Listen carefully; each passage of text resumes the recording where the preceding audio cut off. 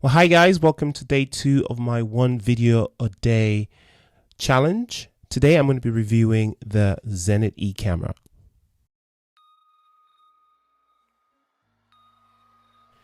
The Zenit-e is an SLR film camera from old Soviet times. This was made somewhere near Moscow back in the 50s.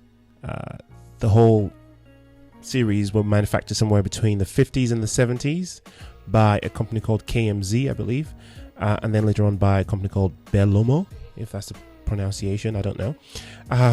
But yes, it's a well-built camera, very heavy, mostly metallic, and very, very industrial and ugly looking, but there's something rugged and nice about it that I like a lot, actually. With any camera, all you need really is the ability to capture light somehow. It's film in this case. In the case of digital cameras, it's a digital sensor. You also need a lens to let the light in. You need a mechanism for controlling the shutter speed, which you've got here, and you've got a mechanism for controlling the aperture, which is in the lens in this case. If we go through the features one by one, starting with the lens, this lens is a Helios 44-2, which takes an M42 mount, which means any other lens that has the same type of mount, you can basically swap out with this lens, which is great. There are many cheap M42 lenses that you can get in thrift stores and on eBay. Having said that, they're getting more expensive now as people are starting to realize that these lenses are actually quite great for shooting video with digital cameras. But you didn't hear it from me. Right, so how does it measure light? It comes with something called a selenium cell, which is what this is. And what that does is it measures the amount of light coming in, and you're able to set things like the ISO of the camera. Around here you can't really see it, that's kind of blown out. You can input the ISO that of the film that you've put in the camera in here, and it tells you what and you tell it what shutter speed you want to use, and it tells you what aperture to set the lens to get the proper correct exposure. Unfortunately, these selenium lenses do decay over time, and the measurements become somewhat inaccurate. So I usually use the infamous Sunny 16 rule, which is a way of estimating the amount of light by visually inspecting your surroundings. So if it's bright and sunny, you set the ISO and the speed to the same setting, then you can use, say, f16 or f11 and so on and so forth. That you can Google that. There's a lot of information on that. Yeah, so I don't use a light meter. I depend solely on judgment. So moving on to the shutter speed mechanism, which is what this is. It has the ability to go from bulb, which is just you hold it down and the aperture stays open for as long as you have your finger on the shutter speed, up till 1/500th of a second, which isn't great, but you know, that was standard for the time.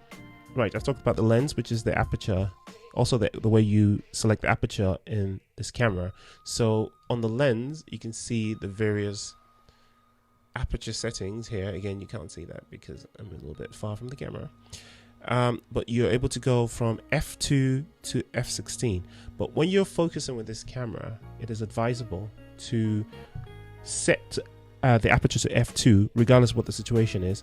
Get your focus right, because that's when you get the narrowest field of view and can really see the sharp focusing. And then you can turn your aperture to the correct amount to get your exposure. That way you can be sure to get the sharpest focus on exactly what you want. And finally, we have the film advance crank, which is what this is. So you advance that to advance the film, and you press that to take the picture. You can either just take the picture, or you can use the shutter timer, which gives you a few seconds to sit the camera down and run away and sit back and be photographed.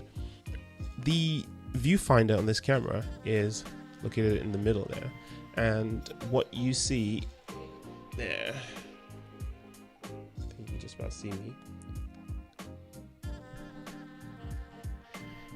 is what it's being viewed through the lens. So the light goes in and there's something called a pentaprism that reflects the light and bounces it out through here for you to see. So you're actually looking right through the lens when you look into the viewfinder, which is one of the advantages of using an SLR camera as opposed to, say, a rangefinder camera. The film goes at the back of this camera. I can't show you now because I've actually got film in there because I actively use this camera. But if I didn't have film in there, what I'll do is I'll yank this bit up and the back flips open, and then you can load your film as normal. Close it back, crank, bang, crank, bang, two shots to get the shutter count to 0, and then you're off.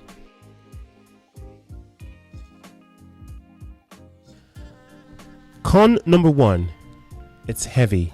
It's not very portable, so you have to consider either taking the bag with you or not taking it on a long shooting expedition. Number 2, it's ugly. There's just no two ways about it. It's just an ugly camera. It's an industrial metallic tank of a camera. Number 3 is rewinding the film. Rewinding the film on a Zenit-e is nothing short of a nightmare. I hate it, but hey, it's one of those things you have to put up with.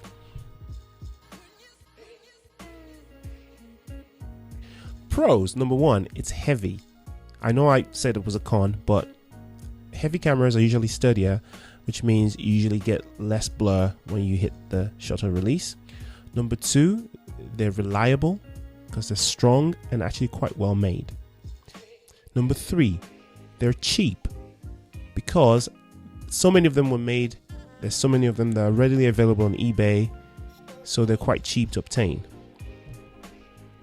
Number 4, the viewfinder. I absolutely love the viewfinder on this thing. It's big, it's bright, and it's clear, and it's a joy to use. The final pro with this that I actually adore is the lens. This lens is legendary, and if you have a digital camera that can take that has an adapter for an M42 mount, it's worth getting this camera on eBay just for the lens alone. If it comes with this Helios 44-2, it's an absolutely beautiful lens. So here are some of the pictures I've taken with this camera over the last year or so.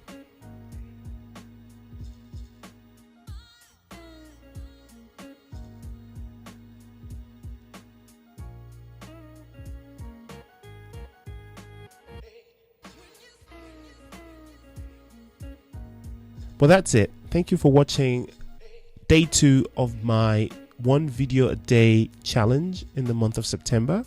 Please leave me a comment, subscribe to the channel to follow my progress, and give me a nice thumbs up or thumbs down, whatever one, and come back tomorrow to see my next film camera that I'll be reviewing. Thank you very much, and I'll see you tomorrow.